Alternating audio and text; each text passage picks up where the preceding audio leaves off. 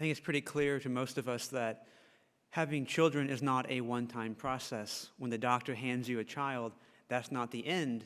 It's only the beginning, and in some ways, that might be the easiest part. So after that comes raising the child. And it's a process that goes on for the entirety of the parents' lives. And I think that the involved nature of raising children is why the Lord uses that metaphor in the gospel to his apostles.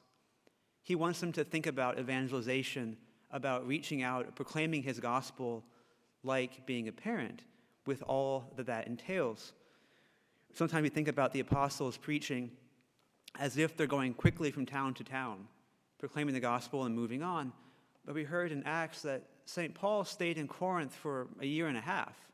He got a job there, got a house there, stayed there, constantly working in that community, beginning to build relationship with people, get to know people, and spread the gospel. And even after he left, Paul continued his work with that community by writing letters. Scholars think Paul wrote at least 4 letters to the Corinthians in his life, only 2 of which we actually have in the New Testament. But it shows how much Paul cared about that community, constantly instructing them, encouraging them, lifting them up, admonishing them when he had to, just like a parent would to a child.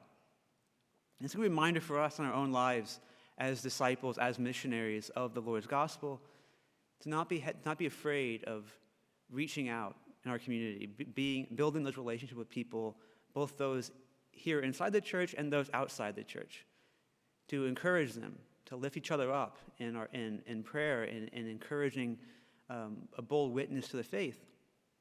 But most of all, to share with them the love of God, the love that he first showed us, the great love that Christ shows when he offered his life for us. And we show that love not just once, it's not a one-time process, but every day, building up relationships, building friendships as we work to build the kingdom of God.